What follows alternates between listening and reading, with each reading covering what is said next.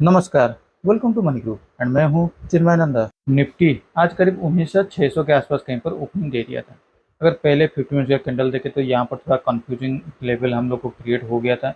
लेकिन मैंने जैसे आपको अपने वीडियो में पहले से भी बता चुका हूँ, जब कोई भी रेजिस्टेंस या सपोर्ट फिर से ब्रेक होता है तो वहाँ से एक उस साइड के हिसाब से हमें एक मोमेंटम देखने को मिल रहा था।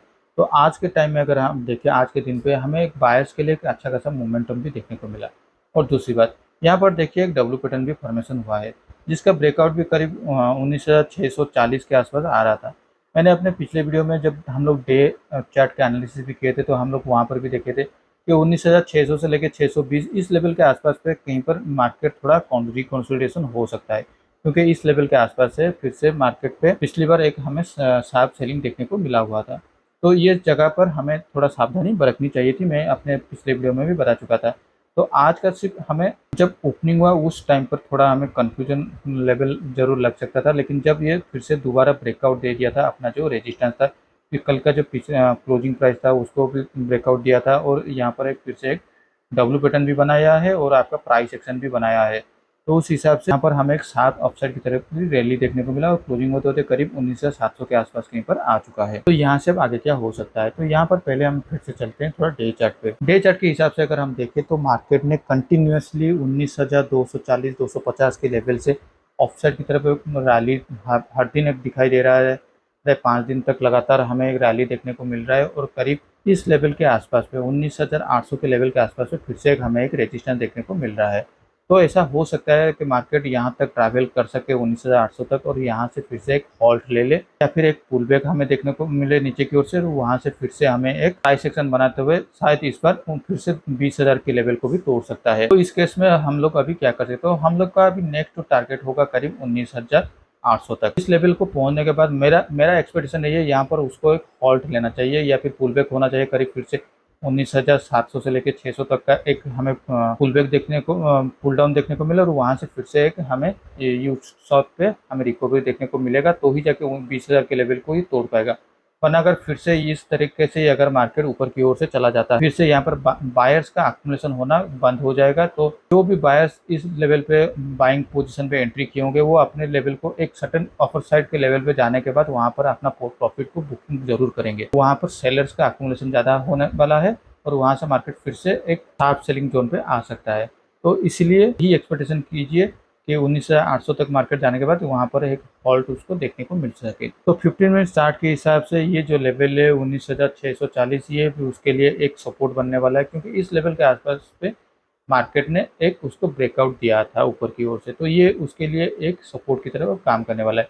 कल अगर मार्केट फिर से फ्लैट में ओपन होता है या फिर गैप अप में ओपन हो जाता है करीब 40-50 पॉइंट के आसपास कहीं पर भी अगर ओपन हो जाता है 19,700 से लेकर 740 इस लेवल के आसपास पे कहीं पर भी अगर ओपन हो जाता है तो यहाँ पर फिर से हमें एक ऊपर की तरफ से खरीदारी देखने को मिल सकता है और यहाँ पर हम लोग का जो टारगेट होगा 19,800 के पास तक ही होना चाहिए। और यहाँ पर मार्केट कैसे बिहेव कर रहा है उसको देखने के बाद ही हम लोग ऊपर की ओर से फिर से प्लान आउट करेंगे। लेकिन अगर स्कैरी सिनेरियो तब आ सकता है अगर मार्केट 19,640 के नीचे अगर ओपन होना शुरू हो जाएगा, तो जो कोई भी बायर्स निचलेतम स्तर से बाइंग किए होंगे या फिर 19,500 के आसपास भी जो कोई भी बाइंग किए होंगे उन लोग का यहाँ पर सारे स्टॉप लॉस उन लोग अभी 19,640 के आसपास कहीं पर रखे होंगे, तो ये सारे हीट होने वाला है।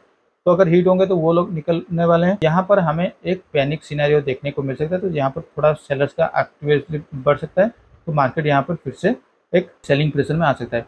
ऑनलेस अंटिल ये जब तक 19,640 के नीचे नहीं आता तो मार्केट में एक सेलिंग प्रेशर के चांसेस बहुत कम है। हाँ, ऐसा हो सकता है मार्केट अगर 19,680 660 के आसपास कहीं पर भी ओपन हो जाता है तो यहाँ पर थोड़ा सा स्लाइड प्रॉफिट बुकिंग देखने को हो सकता है, लेकिन ये 19,640 को फिर से सपोर्ट बना के ऊपर की तरफ जाने का चांसेस बहुत ज़्यादा है। लेकिन यहाँ पर अगर 640 में ज़्यादा टाइम यहाँ पर स्पेंड कर रहा है मतलब यहाँ पर बायर्स का प्रॉफिट बुकिंग खत्म हो रहा है और सेलर्स का एंट्री ज़्यादा हो रहा है, तो यहाँ पर फिर से एक सेलिंग हो जाना चाहिए।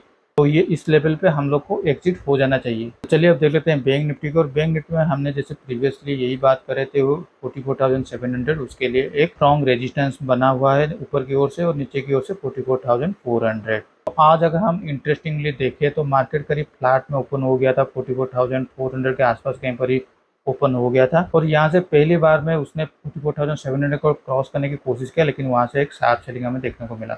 उसके बाद फिर बैंक निफ्टी 44,700 को एक साथ पुल बैक की तरफ से उसको क्रॉस कर लिया और यहाँ पर अगर हम देखें तो बैंक निफ्टी आज 44,700 के ऊपर जाके क्लोजिंग भी दे दिया है।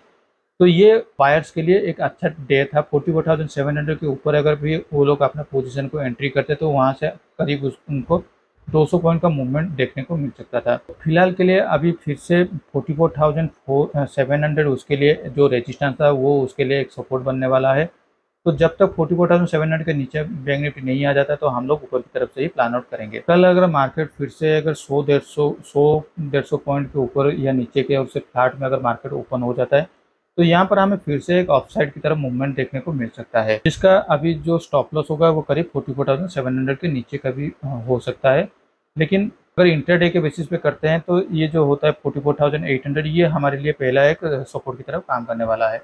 अगर 44,800 से लेके 900 के अंदर कहीं पर भी मार्केट ओपन हो जाता है तो हम लोग ऊपर की ओर से प्लान आउट करेंगे। लेकिन अगर मान लीजिए एक बड़ा गैप अप में ओपन हो जाता है 45,000 या फिर 45,100 ये सारे लेवल पे अगर मार्केट ओपन हो जाता है तो प्रीवियसली अगर डाटा को हम देखें तो 48,000 से लेकर 48,100 ये सारे लेवल उसके लिए एक स्ट्रॉन्ग रेजिस्टेंस की तरफ काम कर रहे हैं।